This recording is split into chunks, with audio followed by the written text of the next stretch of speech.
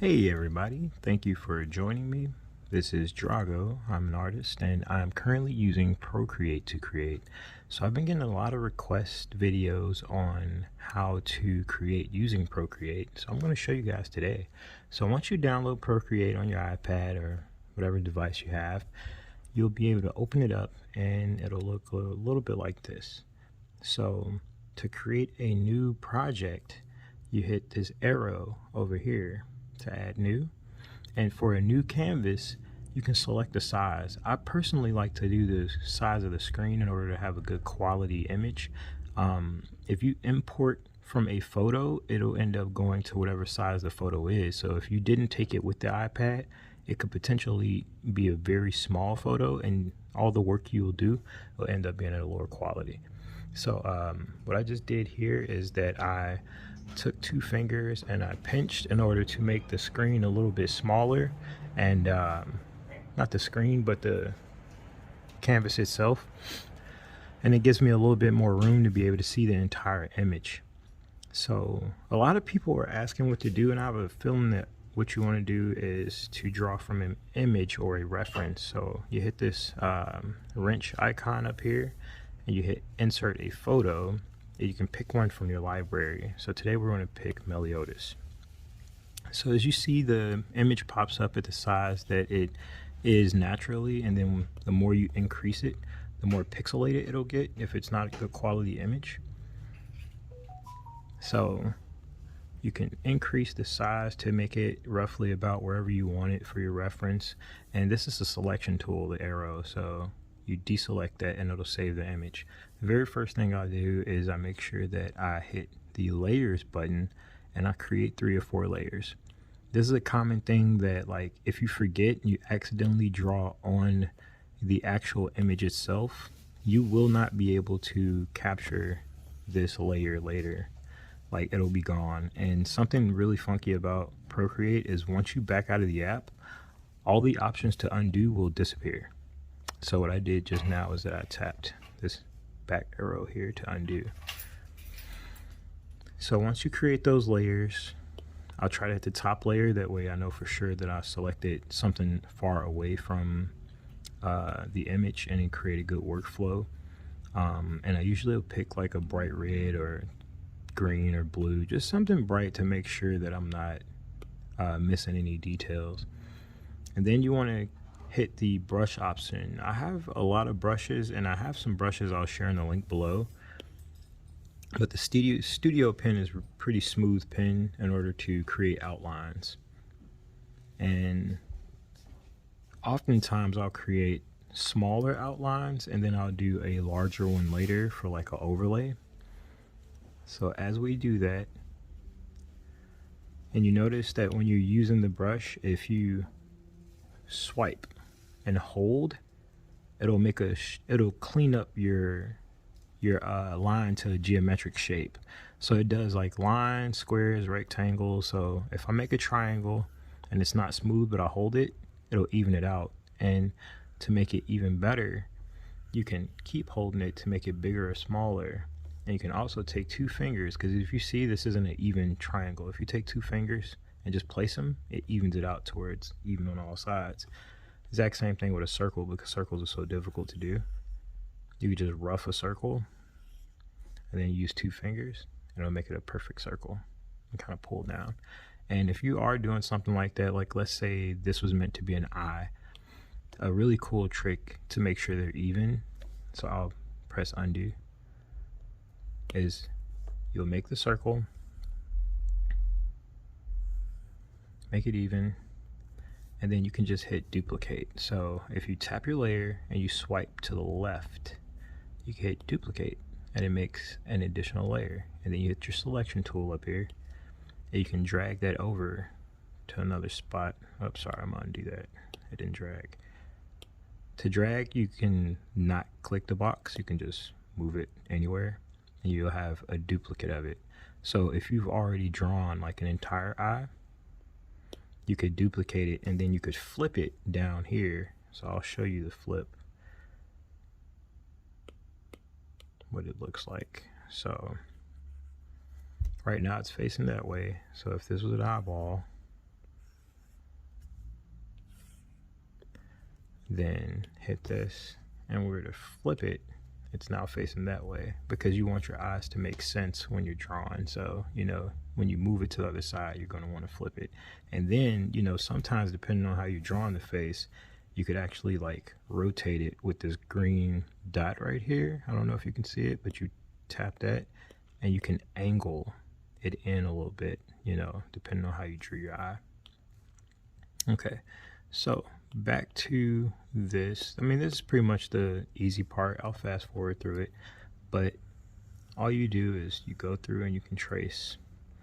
Oh, another note is that your brush. So when I go to my brush, I can tap the selection and it'll give me an option to make it smooth. It'll give me an option to be able to make the brush smooth or not, and add spacing. So this particular brush, you can't really see it until you increase it this much, but if you have brushes with different textures, or if you want it to not be as clean or whatever, or even if you want it to kind of fade without having to increase or decrease the amount of pressure you're using. So if I were to do that, use this brush as like this spray effect. So that's really cool when you have time to kind of mess around with. But for this particular thing, if you want it to be smooth because you're going to color fill later, you want to make sure all of that stuff is at a 0%.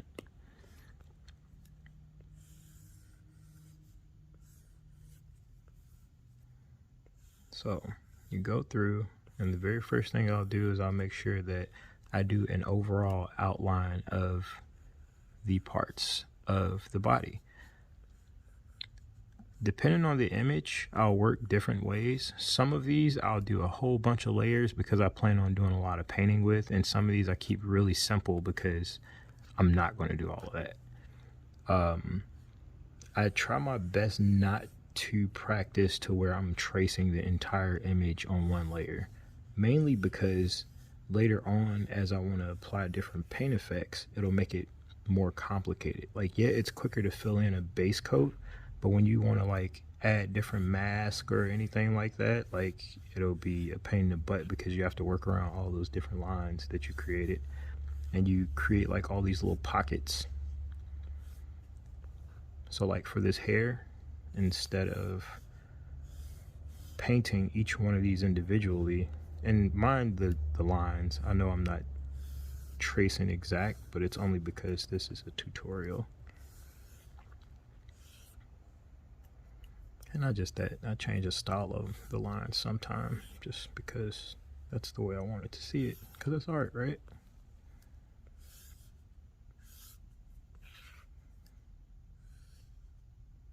So one thing to note is to make sure that as you're making these lines, they're all connecting, because if they don't connect, when you go to color fill, it'll fill up the entire background with the color. So that means all my lines are closed, so it's like a closed tracing.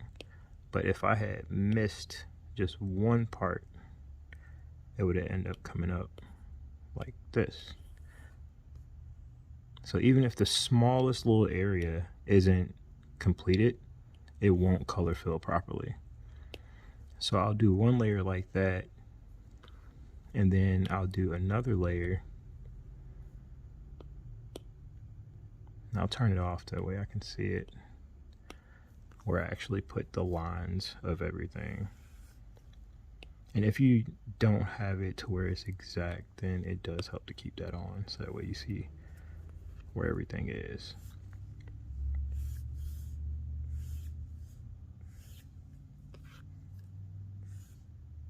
And the layering is really cool because even if you miss something, like I missed this little piece of hair, I can add it in. Just make sure that when you add it in, you close it off, and you close it off along the lines of what you had before. So right now, all I'm doing is going in and adding in these detail lines that show the layers of hair. I hate to use the word layer again, but it is showing the details of the hair.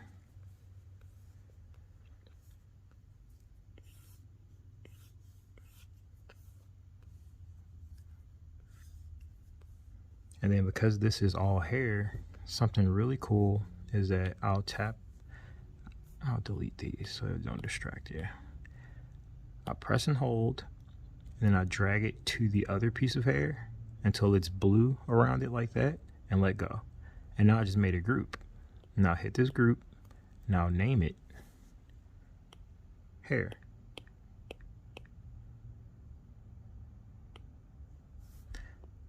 So now I know that when I'm working on the hair, it's there. And then what's even cooler is that when we're in here, we can press this plus and it'll add a layer in that group. So this layer, I'm going to make a different color because I'm going to do the shading. So for the shading or the shadows and highlights, it just depends on like how much time you want to put into it. So I always grab the darkest color and I go along the lines of what I had before. And there's going to be a lot of tapping back because things do have to be a certain way. But I do the same thing. I create a closed image so that way when I color fill, it'll be like that. And what I'm going to show you is like a really quick way to do this, because there's a lot of different ways, especially if you're coming from like being an original artist or traditional artist where you actually paint. All the color mixing that you would normally do is a lot easier here. A lot of the fine refinements that you would have to do aren't really necessary. So even how this isn't clean, it's okay because it's going to be covered with a layer later. So it's fine as long as I create a closed image. And then I know it looks a little funky in certain areas, but you'll see later it comes out really cool. So I have to make sure I complete this line. And then I can just spike all these out.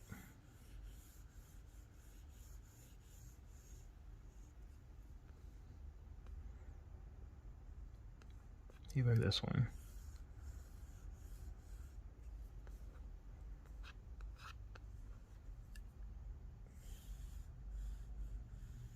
You add whatever style you want, you know, don't stress making it exactly to the image. I'll show you how to do things exactly to the image later. It's a little simpler, but a little bit more time consuming, I guess. And then I'll actually go and color fill these now, just to double check, and because of the technique that we're going to use today. Another thing I like about this is that I'm working in layers, so if I make a mistake, I have it in different colors, so I'll always know where my mistakes are, what layer they're on. It makes it easier to get rid of and clean up. And drop the image off and the background, so that way you can kind of check. So if we were going to do these the exact same color, one thing I like to do, just kind of like as a backup, I'll close the layer, I'll swipe to the right, and I hit duplicate. I do that just in case I mess up, the app crashes or anything. And yes, the app has crashed a couple times. I do push the limits of things, but I'll show you how to know how many layers a project can handle later. I am working on an iPad from 2020, the 12-inch, but this is a backup. I'll make it invisible, and these three I'll bring back, and I separate and hit the layer, and this little magic wand button over here, I hit that for adjustments, hit the top one, and down here this slider for brightness, we drag that all the way to the right, and I'll do that for each layer.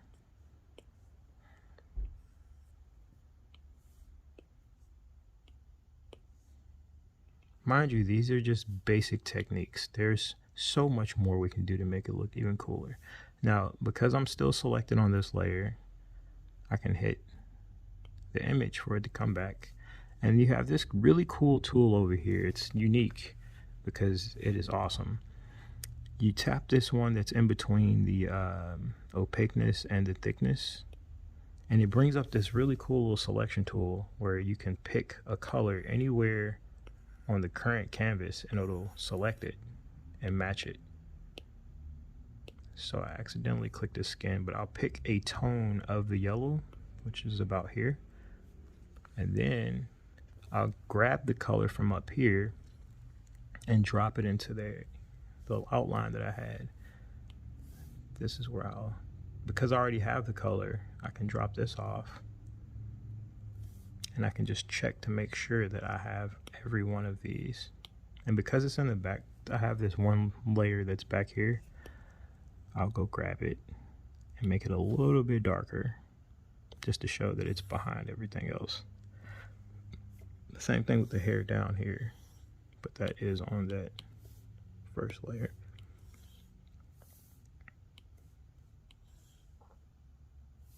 And just from this alone, you can go darker or lighter. This is how you go lighter to tint it or to add shadow.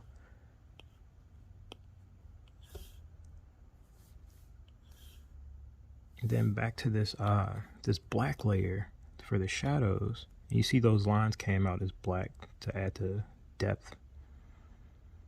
When we hit this button here, it's selection. It says it's for normal, but when we hit it, we can change the opacity to make it more opaque. So you see now that layer that was black actually looks more like a shadow now. And what's cool is that you didn't have to go and trace and change the color and match it or anything. You just took black and made it a little bit lighter. You can do this as many times as you want for as many details of the image as you want. So if you want more highlights and more shadows, go for it. Even with this effect that the light is having here and it's kind of shining, I can show you how to do that too really quick. So for highlights, let's say if we just go straight to white, I'll make it a little bigger. The bigger, the more accurate. And I'll just, oh, I'm not selected. So that would just popped up, group selected. It means that I selected the whole group and I didn't pick a layer. So let's go back in here, tap in the group, add a layer. Now we're actually on a layer, but it's off right now. So I have to hit this checkbox to bring it back. And I can cut all these other ones off just that way I can see underneath. I can trace. And you see that's white on white, so let's make it red. And this is just to show you, if you can see well, then you're alright. And you don't have to make exact shapes. You just have to make something in the general vibe of what you want. So this is red, so you can see it. Yes. Hit this for adjustments. Let's go back here. And then we can change this brightness and go all the way up and take all the color out. Now it's white. So deselect, go back to layers, and with this one I'll actually duplicate it. So this is a little bit more about layers. That top layer is going to be a hard line the way it looks right now. Now this layer underneath, I would tap that one, come back over here to adjustments again, and then go to what's called a Gaussian Blur. Now once you tap Gaussian Blur, it's going to say slide to adjust. So you take your pen, you put it anywhere here, and as you slide it, the number will go up. So you'll see the percentage is going up, and you see the glow effect is coming on here. So depending on how much glow you want, now you got a really cool effect on your image. And you're like, man, dude, it's all over the lines. Well, because we worked in layers, all we have to do is tap that layer and bring it to the top. And then another thing that I usually do is that because I duplicated everything, I'll come back in here and grab the original first layer that I did, duplicate it, and I'll bring it all the way to the top above everything. That way it cleans the image up. So this is something that you can't really do when you're painting, but it's a pretty cool effect to be able to utilize when you're, doing a digital painting. So I hope you guys like this tutorial. I know that I only went as far as Meliodas, but I have to keep the video short today. So hope you enjoyed. Comment below, let me know what you think, and I'll keep on making it, keep creating. Love you guys. Peace.